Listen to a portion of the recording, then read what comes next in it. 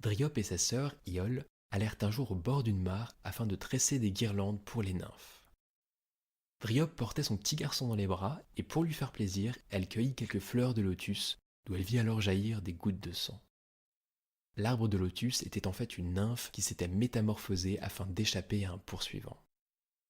Dryope, terrifiée, tenta alors de s'enfuir, mais elle se retrouva soudain incapable d'avancer car déjà ses pieds commençaient à s'enraciner dans le sol, le tout sous le regard de sa sœur.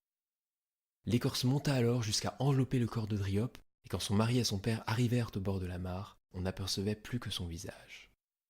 Les deux accoururent pour l'embrasser une dernière fois. Dryope leur dit que jamais elle n'avait voulu faire le moindre mal, et elle leur demanda d'emmener souvent son enfant jouer à l'ombre de l'arbre avant de lui raconter un jour l'histoire de sa mère.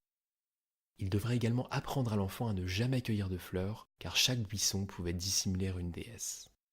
Et c'est sur ces mots que l'écorce se referma à jamais sur son visage. Morale de l'histoire, oui, même il y a 3000 ans, les Grecs savaient déjà qu'il fallait protéger la nature et dire qu'on n'en est toujours pas capable.